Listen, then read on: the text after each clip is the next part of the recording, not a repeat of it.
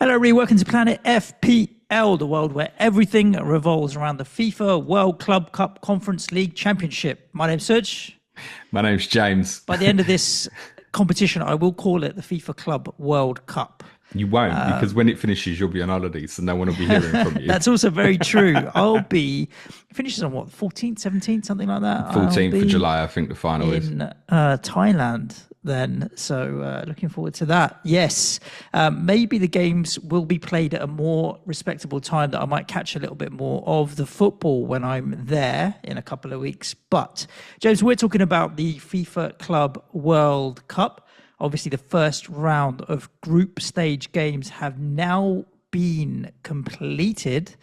And we're going to review the games, also some of the razzmatazz that comes with the tournament or has come with the tournament so far, some of the controversial things that have come with the tournament so far. So I want to start with a question that we had on our Q&A pod that we do for the Patreons on Monday, where one of the patrons asked us, how many games will the non-European teams draw or win against the European sides? And I think both of us were between 10 and 12 was the answer that we gave in the whole tournament, if you remember that. There's been 5 in the first game week. So not against European teams. Wasn't the question how many would they not lose against European teams? How many will the non-European teams draw or win against the European teams? Okay. And there's been 5 already, yeah. 5 in the first week. That's so good. It goes to show that where we thought that it might be a bit of a kind of whitewash for the European teams to walk over, it hasn't quite played out like that. And there's been some interesting results, I think, as well, that maybe show a little bit more about where people's heads are with the tournament than maybe quality of football and all the razzmatazz that I just briefly mentioned. So, yeah, we'll get into all of that in terms of the FIFA World Club Cup. Where do you want to start? Fantasy? Well, which I'm not playing. I should say. Yeah, I said publicly I was going to play, and I didn't. Neither am I. I think, look, just to clarify for people, just start off with, this isn't like a Planet FPL kind of Premier League game week review style review. I'm going to kind of run through some of the headlines and the key kind of talking points across the week. I'm not going to give you tactical observations because, quite truthfully, I have not sat down and watched in its entirety, undistracted, any of these games. I have had a lot of them on, particularly at the start of the week, but they've been like background noise to me. Sure. Like Madrid Al-Hilal last night, it was on all night. That was the only game I had on during the course of yesterday, but I wasn't actually watching it per se. I kept flicking over to see what England under 21s were doing against Germany. Similarly, Fluminense and Dortmund, I had on. I couldn't tell you anything about it. It was on the telly all afternoon. Couldn't say anything about it. Well, there were no goals. Same with like Chelsea, Los Angeles. There's no game that I've sat and been like, I'm fascinated. I'm 100% into this. And you haven't watched anything, have you? No, only highlights and bits and pieces. But yeah, no, not interested. I don't want to blag it. I'm not interested, but I've just not really made the time for it. No, and that's understandable. And I think what I want to do with these podcasts is kind of track the journey during the course of the tournament in terms of does interest peak and talk about some of the headlines that are naturally going to come out from a tournament like this as well. Headline number 1, as we prepared for the game on Saturday night between Al-Hilal from Egypt and Lionel Messi's Inter Miami, was much rage going on in our Slack community and on Twitter/X. I can't change my fantasy team. So, what happened, James? I said to you on our Q&A on Monday, I said, even when they do the International World Cup next year, I'm not sure if I'll be playing the fantasy game because FIFA just cannot be trusted to get this right. UEFA get it spot on with the UCL fantasy format and the Euros. It's easy to understand. A week in the run-up, it's like, I can tell again, people are confused about the rules and stuff like that. And it wasn't absolutely clear whether the game would lock on deadline, of i.e. the kickoff of the opening game, or an hour before from what I could make out. And again, I've not even looked at the rules myself or anything. Anyway, it proved to be neither of them. They locked the game 2 hours before. Why? You tell me. Okay, fair play. I've got no idea. So I know some people like, yeah, I'll log in, I'll register, and then I'll pick a team like in the last hour. They've been left with like some dead shit and obviously just completely give up on it and stuff. Yeah. I think The only thing I do know in terms of the fantasy this week is like you can keep moving your captains, and I think you can keep moving it like every game. You know, like Right. in UCL It's fantasy, you can day. move it like every day. I think you can move it even from game to game. Is people have moved their captaincy about 10 times and still not got a return because the most popular players in like the majority of the games have just not been doing anything other than obviously if you hit Michael Elise, particularly obviously from the Bayern Munich game. But otherwise, most of the major kind of key principal players you think, yep, that'd be my guy to captain, have not returned. Yeah. Um, So the fantasy is in the I bin for a lot I of people now. well, no, not as such. Those playing it, I wish you the very, very best of luck and stuff. I watched all of the coverage and the build up to the opening game. And I suppose in terms of my interest in the game, I watched all of the first hour basically of the Inter Miami game and went, I'm going to bed now. That's enough because it was it 1 o'clock in the morning kickoff, I think. Mm. Um, and I watched all of the zones coverage, which it was nice to see some fresh faces on there, like Sami Khedira and Christian Vieri, different people doing analysis that we haven't seen. And it's been nice on some of the coverage I've seen of the zones, although as the week's gone on, you're like, oh, him again. But it's been nice to see some fresh people doing the analysis. I will shout out our buddy James Allcott, Hmm. who's doing a program on the zone called The Press, Right. which is a really, really nice kind of breakdown. If you've missed what's happened on a previous day, they kind of take you through the key moments and stuff, little bit of tactical stuff, bit of inside news stories. If you enjoy Planet FPL, you'll enjoy The Press. Okay. Like it's not over the top with its observation, but it's not dumbed down as well. Like it's Yeah, quite an sure. intellectual conversation.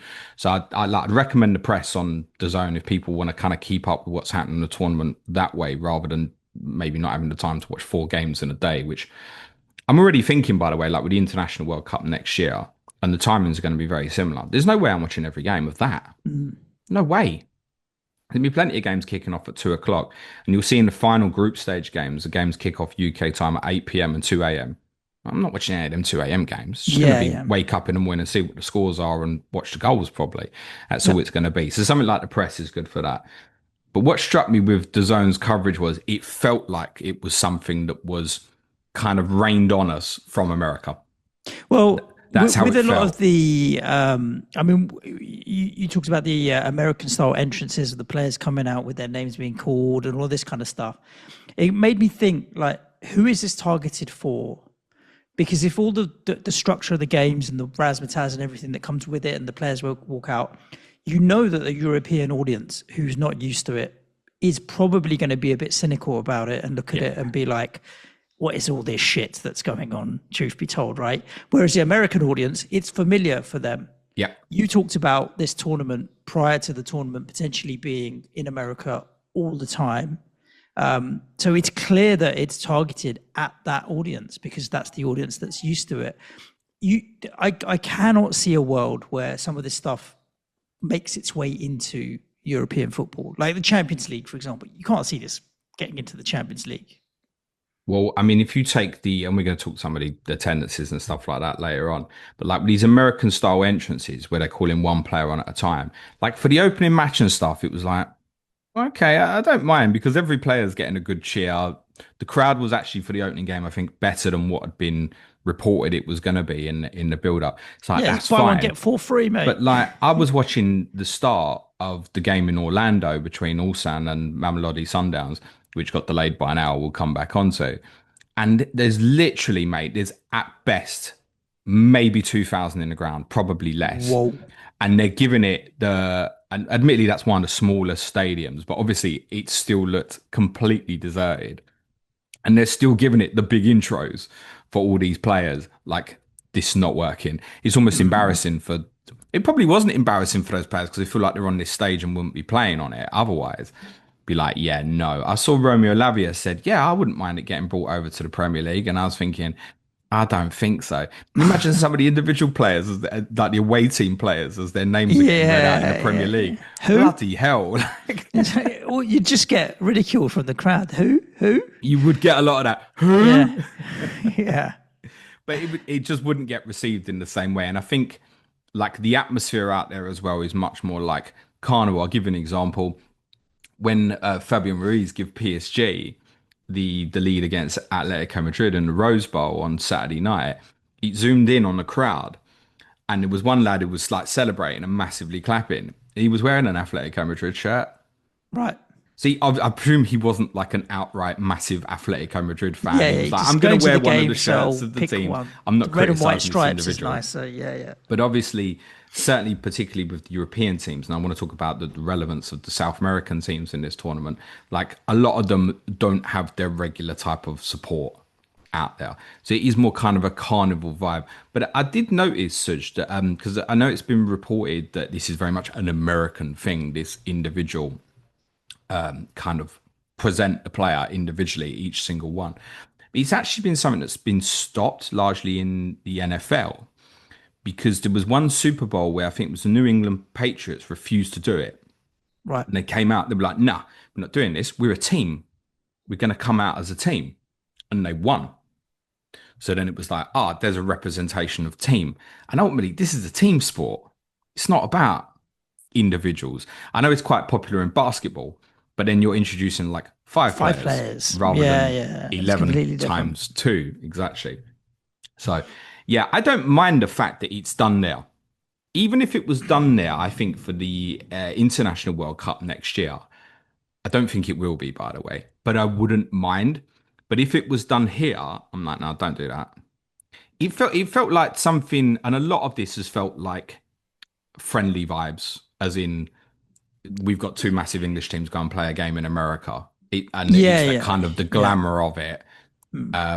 As it's felt Rather than more the like that competitive sort edge. of vibe. Yeah. So the zone's coverage, it did make me laugh. It was 7 minutes I counted, and then advert. And I was like, oh, this is you're going to do an advert, like. But then, to be honest, it was another 20 minutes before the next set of adverts. I think their coverage has been all right, considering it's the first time many of us would have seen them do the football coverage. As I said, it's nice to see some different people on there and stuff. Mm. The superior player of the match has Yep. caught a little bit As of opposed to the coverage. inferior player of the match. That would have been quite something, wasn't it? The inferior player of the match. Obviously, we Yeah. have to go player of the match these days rather than man of the match. I think people have questioned the superior. Like, what does this mean? The superior stands for like greater strength, and it's actually something to do with a beer sponsor, isn't it? Michelob Ultra, But I who is don't know. sponsoring I it. don't know why they've landed with the name Superior. Why isn't it just called the Mitch? What's the company? Michelob. Why isn't Michelob. it just the Michelin Player of the Match? Couldn't tell you, James. Couldn't tell you. That opening game obviously ended in a 0-0 draw. My takeaways from it were, and obviously into Miami, I've got like Suarez, Messi, Busquets. When they lost the ball, they were in so much trouble. Yeah. And the game finished 0-0. To be honest, it was better than a 0-0 draw. But yeah, I thought when they play a team who's much stronger in terms of the counter attack, they're going to be in trouble. They obviously can't go and press from the front with Suarez and Messi, so they're quite easy to play through. So I guess for the glamour of the tournament, it was probably a bit disappointing that it finished in a 0-0 draw for everybody. Well, and even Palmeiras Porto being 0-0, you're kind of thinking Well, that was no the other goals in that game, entire group. the other game from that group. Yeah. So the good thing about that is it's quite balanced. There's other groups like Man City's group is like it's done. So look, all four of those teams have obviously got a chance of qualifying. One team that doesn't is our friends in New Zealand, Auckland City, Yeah. who in the second game of the tournament, if anybody was seeking goals, managed to get them. Again, I was watching England under 21, such rather than Bayern Munich wallop an amateur team 10-0. And I think there's a couple of important things to say about Auckland City. Firstly, we'd mentioned this on the preview podcast about where they would probably be ranked In the English globally in Football terms League. of like And yeah. Opta's metrics. We were comparing them to like a mid-table National League team. Yeah. That might have come off a little bit disrespectfully. I said in the build-up they were kind of plotting like 4-5 goal victory. It was clear quite early in this game when I glanced, and it was it's 4-0 to Bayern after 20 minutes. That was clearly an underestimation. Auckland are not, because what I think a lot of people have gone, hang on, is this the best team in Oceania? That's what people have gone. And hang on, so are there no professional teams in Auckland? I think the point that's really important to get across here is Auckland aren't even the biggest team in Auckland. Right.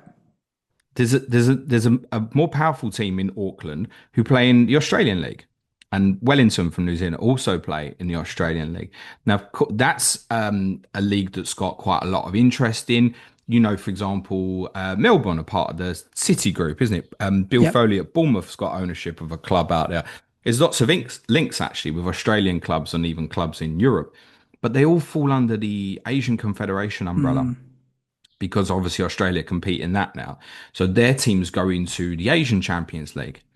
So the Oceania Champions League, which Auckland City did win, so they've earned the right to be here, is essentially played semi-professionally.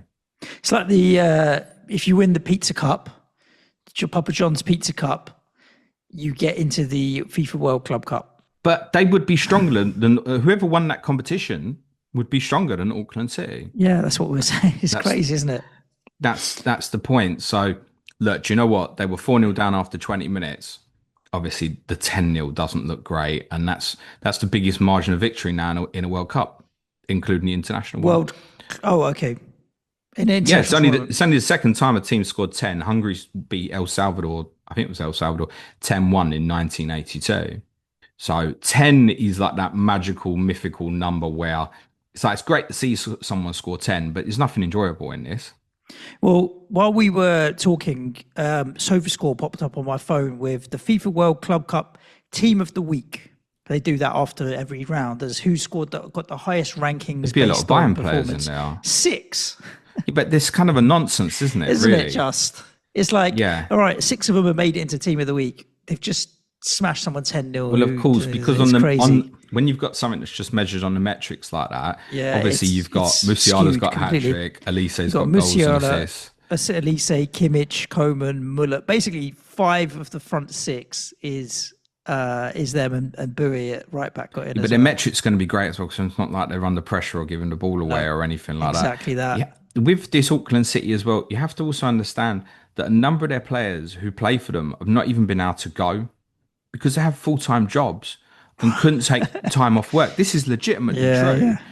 And some of the ones, like I think the goalkeeper, who actually made 7 saves in the game, by the way, although the 9th goal is a real comedy goal, he's had to take unpaid time off work. So you've got players playing for them who aren't earning any money.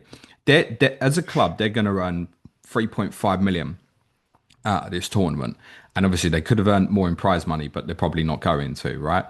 But that 3.5 million for a semi-professional football club is massive. They're going to be able to do things like, I read they were going to like resurface a new pitch, upgrade the training ground and stuff like that. Yep.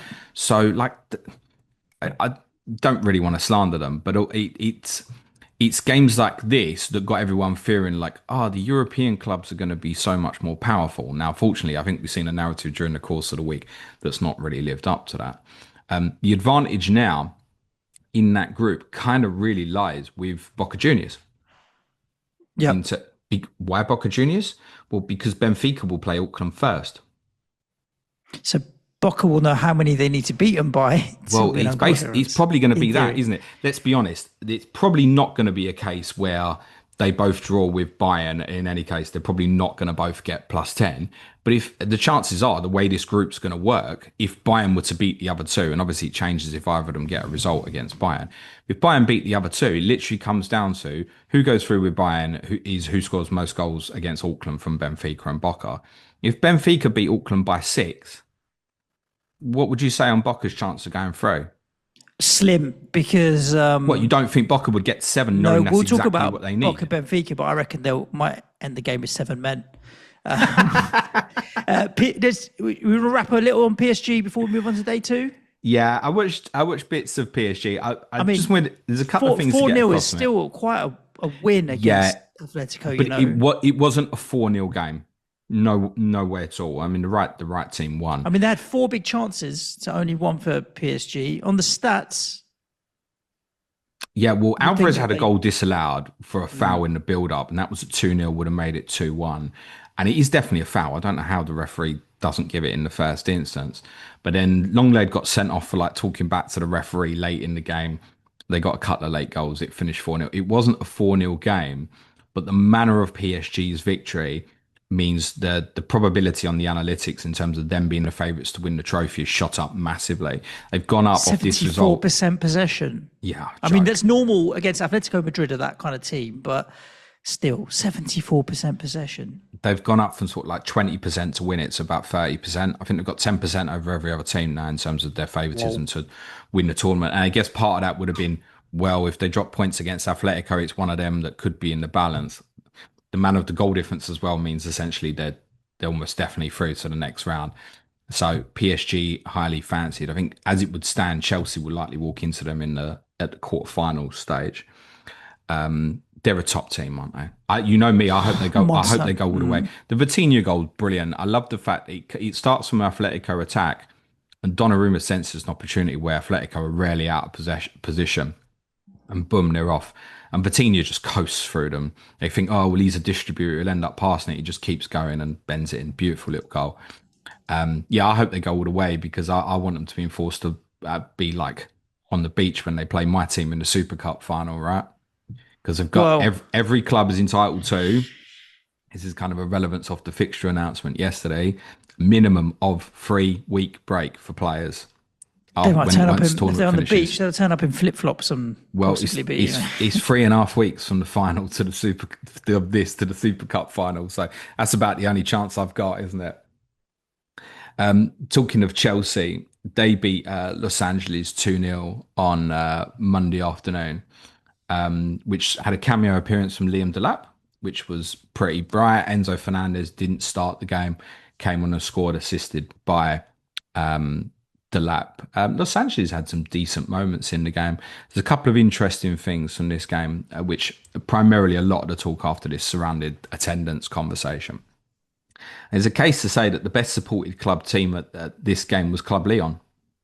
Oh, wow. So Club Leon, they were all outside the ground protesting. Right. Because they got thrown out, didn't they? Yeah. And Los Angeles was obviously won this arranged game against Club America to take their place. So there was that. It was a good few hundred Club Leon fans who turned up outside the ground and were protesting and shouting obscenities to FIFA, which probably were quite well heard because there was no one in the ground. And I don't want to come off as in terms of any criticism of the people in Atlanta or America or anything, right? This game kicks off at 12 o'clock local time on a Monday. The stadium is humongous. It's one of the best stadiums in the world. It's an incredible sight.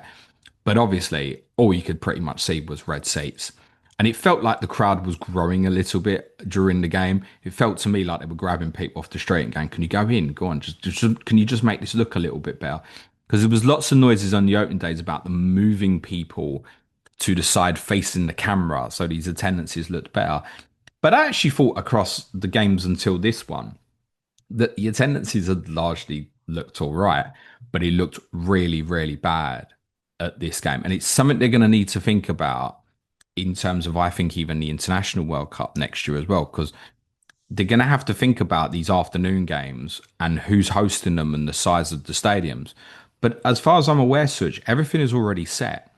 Now, I think it's interesting because this is where the pricing conversation comes back in, because if Chelsea played a friendly in Atlanta in 6 weeks' time, then I think we could expect that stadium to be nearly full if it was like at night time. So I think the kickoff time is particularly relevant, but it's also this dynamic pricing, right? Where I think people have waited and waited. The price is coming down. A few people have bought it in. But at the end of the day, what are people doing at 12 o'clock on a Monday? Work. But is it different? Like I've heard people say, so like I'll talk about the Ulsan and Mamelodi one, which was really bad in a little bit in terms of the attendance for that. But I've seen people say, if it was in England, the ground would be full. And I'm thinking, we've got to think about this logically. Would Ulsan and Mamelodi feel, let's say, an equivalent Premier League, let's say Nottingham Forest, equivalent kind of size stadium maybe to Orlando. I don't know if that's exactly correct. But let's call Nottingham Forest kind of middle of the road, roughly 30,000 attendance. Would Ulsan and Mamelodi in the afternoon in Nottingham fill the ground? No, but then you'd find what they would do is like get like school kids in and stuff like that, right? You'd say, because it's still school season right now, you'd say like school trip, everybody's on the bus, you're selling tickets for a cheap price, because I've seen that done before. They'd find a way of filling it, but they wouldn't fill it just general sale to the public. No. But let's throw this a different way. If it was South Korea against South Africa, you would. Yeah, more likely. Well, you've got the people from the countries. So these clubs, the people who support these clubs aren't really used to like traveling these distances. Worth saying, Aurora Red Diamonds from Japan were quite well supported in their game against River Plate. And I know there was criticism like, it's an American team, it's an MLS team. Where's all the Los Angeles fans?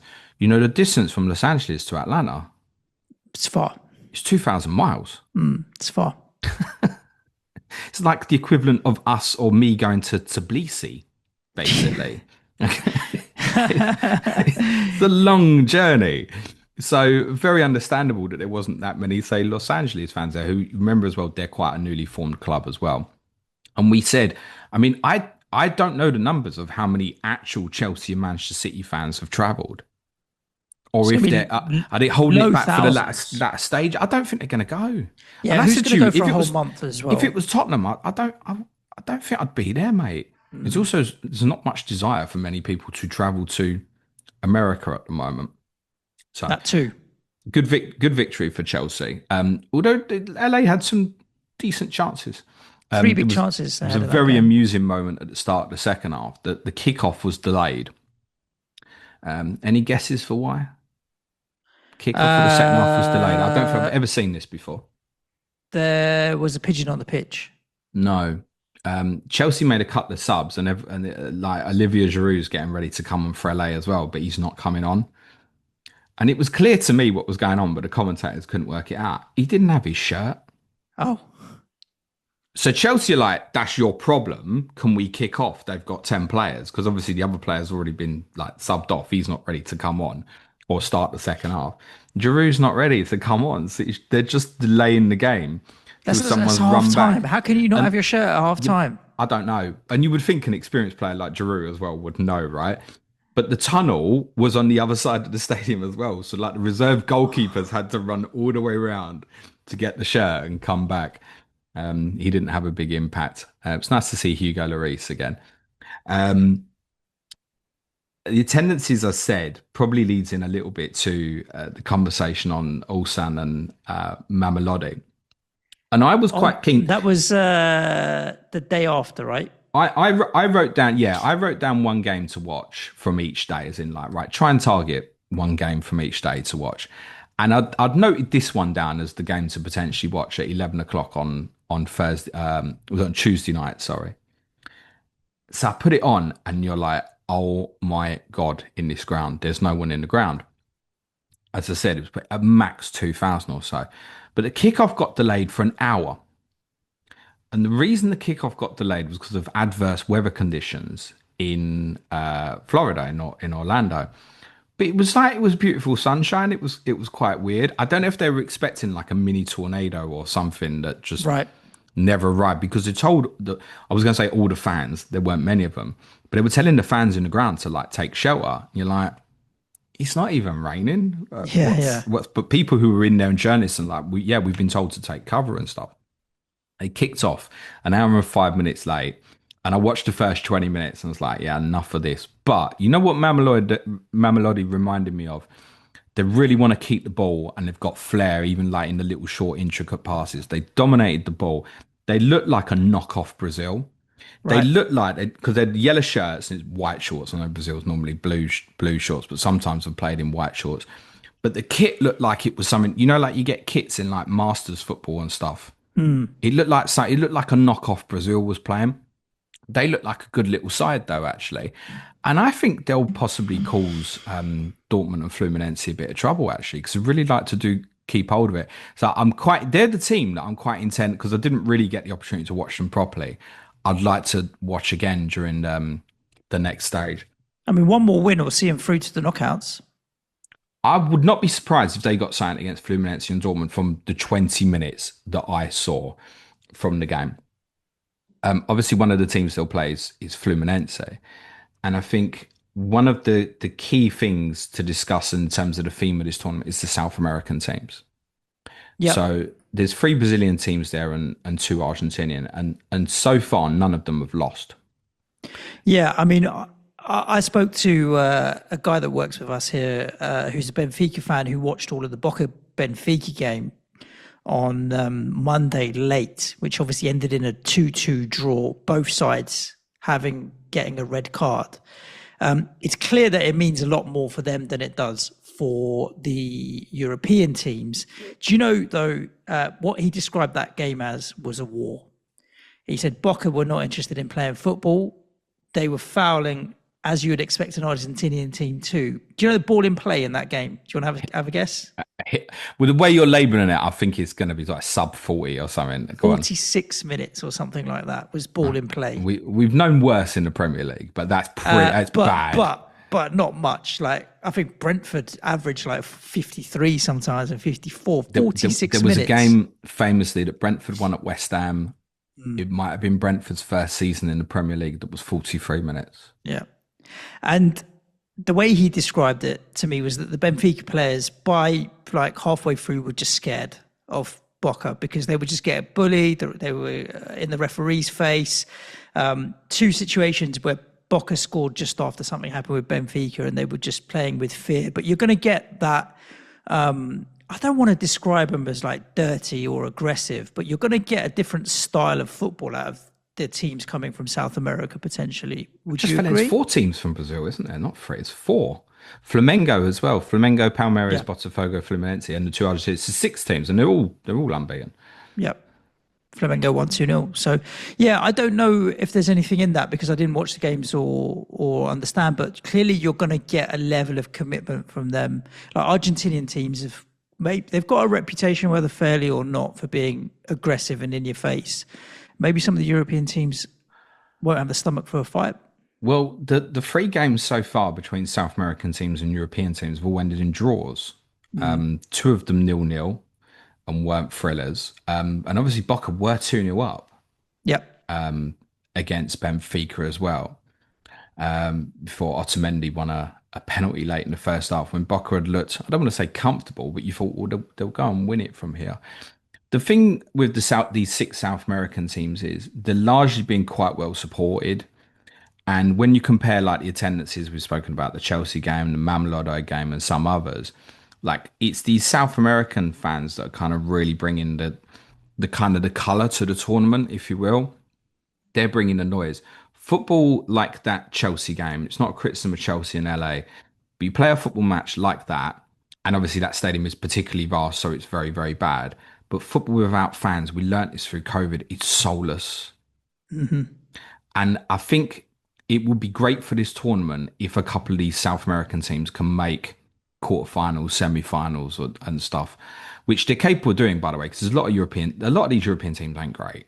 Right? In seriousness, Porto, 3rd in Portugal. We gave you the stat last week. It's the first time they've finished outside the top 2 in consecutive years since the 70s.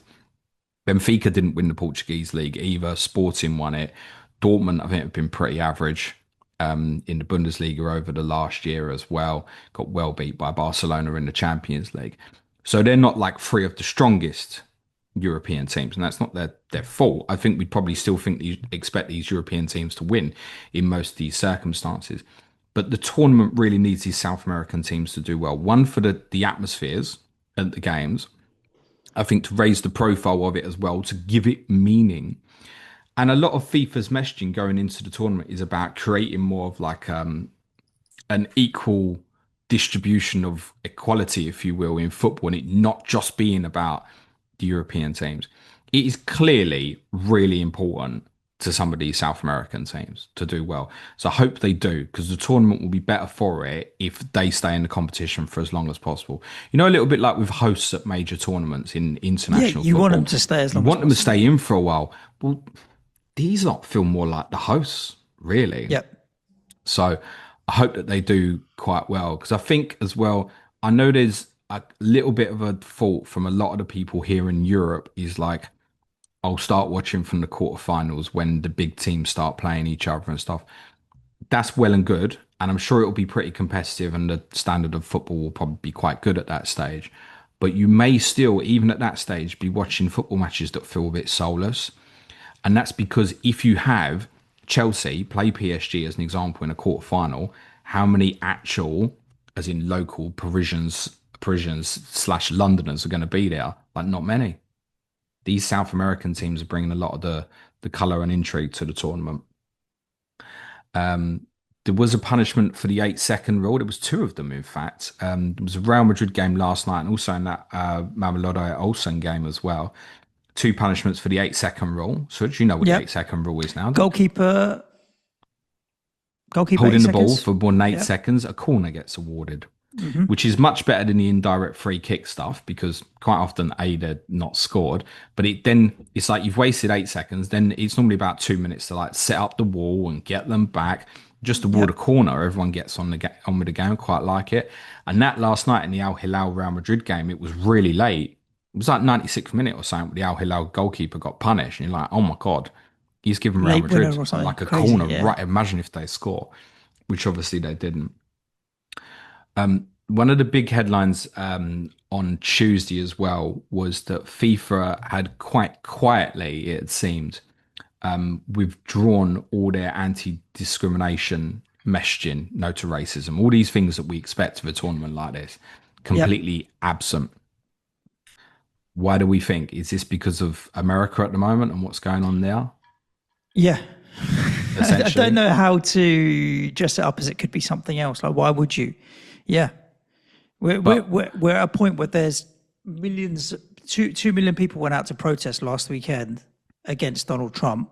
I've heard, is it two or five? I've heard a lot of people in the millions, largely against the deportation of immigrants in the country. So there's this massive thing going on right now with anti-immigration or deporting people that they consider illegal immigrants to the country.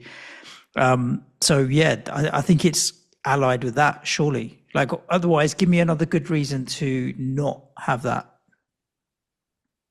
I just, it can't be FIFA's decision, can it?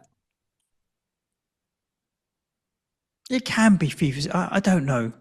What would FIFA think by withdrawing it? Like they're like, I don't know, just putting over the carpet and not creating hostility? Do they think that messaging would create hostility? Surely not in the football stadiums and across Um, messaging on TV and stuff like that. no, I think it could.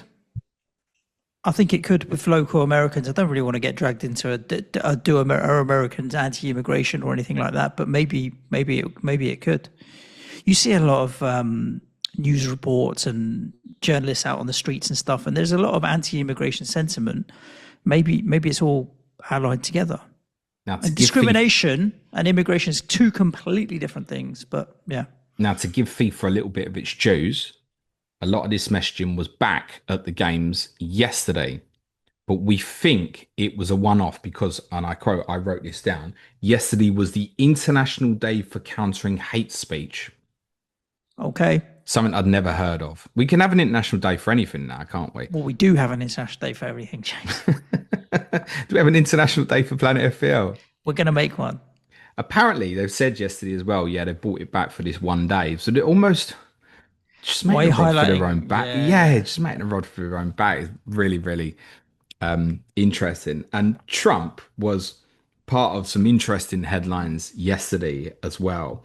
So, whilst talking about what Israel and Iran should and shouldn't be doing with each other, he's sitting there in his room. What's his room he sits in? What do they call that? The room he sits in? The What, the presidential Oval suite or Office? something, is it? Is The that it? Oval The Oval Office.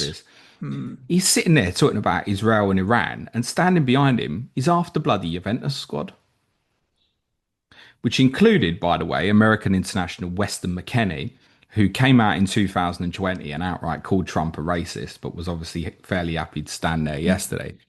Trump bizarrely at one stage turns around to the Juventus squad and asks them if a woman could get into their team. To which you can imagine the poor Juventus players are standing there like, what's the right answer? They're like looking around. There's like a technical director there or It's something. He's called like, men's football for a reason. like he speaks up and he's like, and he says pretty much all he can. He's like, we've got a really good women's team at Juventus. And Trump just kind of like blabbers to himself, like, oh yeah, they're on point. They're giving the correct political answer and stuff. And you're like, oh my God, this is so awkward. It obviously didn't impact Juventus too much because they won 5-0 against Al-Ain from the United Arab Emirates last night. And we'd said that that group with Juventus and City, the two of them should really breeze through. City beat Wydad 2-0, which included a very unfortunate red card for Rico Lewis, who wins the ball clearly, but then manages to catch a player in the face who also slides into tackle, but Lewis gets there first. Really unfortunate. And I I did have no sympathy for him. Just so you for know. Rico Lewis Yeah, yeah. because Because he was a troll in my FPL team for the whole season. oh, So such well, you're the idiot. I'm not letting it go. Listen, you can't call Man City players who are rotation threats trolls. I'm sorry, guys. You can't do that. If you're going to get Man City players, you need to know what it is. Goal for Phil Foden, which was nice because obviously he's had a really difficult kind of year, both on and off the pitch. He played in quite an offensive central role alongside Ryan Cherky. Again, I didn't watch the game. Cherky apparently was a little bit disappointed during the game, but it was interesting. They'd set that system up. Doku and Savinho played as wingers. Marmoush played as the nine. Haaland was only a substitute. So whether the intention is to use Cherky as a 8/10 to be confirmed, that's essentially where he played yesterday.